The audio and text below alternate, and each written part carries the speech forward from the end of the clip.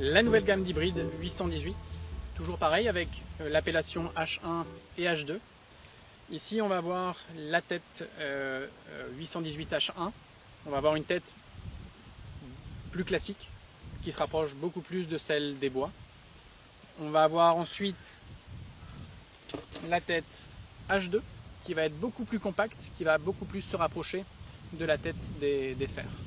On va utiliser exactement les mêmes matériaux pour créer les deux têtes. Donc on n'a pas une tête qui est beaucoup plus tolérante ou moins tolérante que l'autre. En revanche, sur le nouveau design beaucoup plus compact de la H2, de par cette face beaucoup plus compacte, on va avoir sur des frappes qui sont décentrées beaucoup plus d'effets, ce qui va permettre de manier beaucoup plus la balle, mais qui va accentuer aussi les effets en cas de balle qui est décentrée. En termes de trajectoire, la H1 va générer une trajectoire assez haute, plus facile à jouer sur le fairway. La H2, trajectoire plus puissante sur un tee de départ et plus pénétrante quand on la joue sur le fairway.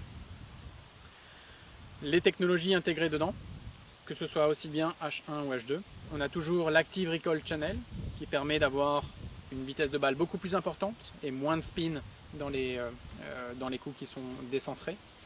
On est venu rajouter, à la différence des 816, cet insert en élastomère, ce qui permet d'éviter que les débris se coincent à l'intérieur, mais aussi ça permet à cette phase-là d'avoir aussi un petit peu moins de backspin avec cet insert en élastomère. Et la grande innovation sur ces hybrides, on est venu intégrer le SureFit GC, ce qui permet de faire varier le poids et surtout faire varier les trajectoires. Il faut savoir que le poids qui est intégré à l'intérieur, le poids neutre et le poids 14 grammes. Le but c'est que votre fitter puisse vous fitter pour préciser un maximum le fitting. Plus on va mettre de poids, plus le centre de gravité va faire ouvrir la face à l'impact. Du coup on aura une trajectoire un petit peu plus haute avec un peu plus de backspin. Et à l'inverse, moins on va mettre de poids, plus on va faire basculer le centre de gravité vers l'avant. Plus la face va se fermer pour avoir une trajectoire plus pénétrante et sans backspin. L'option de poids draw et fade, là on va faire bouger le centre de gravité vers la pointe ou vers le talon en fonction de l'effet désiré. En draw, on va avoir une face qui va se fermer un petit peu plus à l'impact et en fade, on va avoir une face qui va s'ouvrir un petit peu à l'impact. En termes de disponibilité, H1, on va avoir le 19 degrés, 21, 23, 25 et 27 degrés de disponible. En H2, on va avoir le 17 degrés uniquement en droitier, 19, 21 et 23 disponibles en droitier et en gaucher. Le système de réglage, on peut très bien interchanger des shafts entre les 816 et les 818. On a toujours cette bague qui est similaire.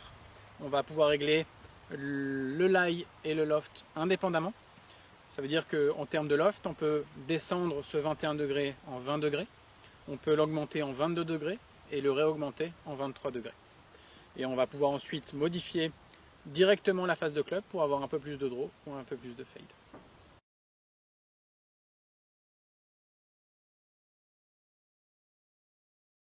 Alors, d'un point de vue esthétique, on a une couleur qui est beaucoup plus grise, beaucoup plus foncée que les 816. C'est exactement le même gris que sur les 917 boîte parcours et driver. Sur la gamme de shaft, on est venu intégrer ici les Tensei Red, Blue, le Project X Even Flow Blue et le Aldila Rogue Max. On va avoir en détail le Tensei Red, donc point de flexion très bas, disponible en Lady en 50 grammes. Donc vous allez le reconnaître parce que le bas du shaft est gris par rapport aux autres Tensei. Donc celui-ci est uniquement destiné à la flexibilité Lady en 50 grammes. Point de flexion très bas, facile pour lever la balle de par le point de flexion. On a maintenant ici le Tensei Red, disponible en A, donc la flexibilité Action qui correspond au Light ou au Senior, Regular, Stiff en 60 grammes et disponible aussi en Custom Fitting en 70 grammes. Toujours pareil, le point de flexion du Tensei Red très bas pour faciliter l'envol de la balle et très léger pour plus de facilité. On enchaîne avec le Tensei Blue en 70, disponible aussi en 80. Là ici on va avoir un point de flexion qui va être un petit peu plus haut, un point de flexion médium, pour une trajectoire légèrement plus pénétrante que le Red. Disponible en régular, stiff, extra stiff et tour extra stiff. Et on va avoir une trajectoire forcément beaucoup plus basse que le Tensei Red. Maintenant, on a le Project X Even Flow Blue. C'est une nouveauté. On a l'exclusivité de ce shaft pendant le lancement des 818. On va avoir un point de flexion légèrement plus haut que le Tensei Blue.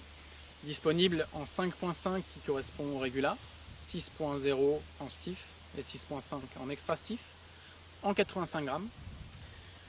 Très soft à jouer par rapport aux anciens Project X des hybrides, tour issus.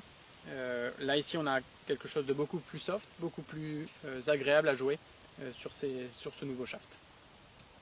Le dernier shaft de la gamme, le ROG Max 85H. Là ici on va avoir un point de flexion très haut pour des vitesses encore plus élevées et aussi pour des trajectoires aussi beaucoup plus basses. Disponible en 85 grammes en régular, stiff et extra stiff. C'est un shaft qu'on avait lancé en cours d'année avec les 816. Alors je vous remercie d'avoir visionné cette vidéo. Je vous invite à partir du 29 septembre, date à laquelle nous lancerons mondialement les 718 et les 818. Je vous invite à aller dans les magasins pour essayer ces nouveaux clubs et à surtout passer entre les mains d'un fitter pour avoir le club le plus adapté à votre façon de jouer.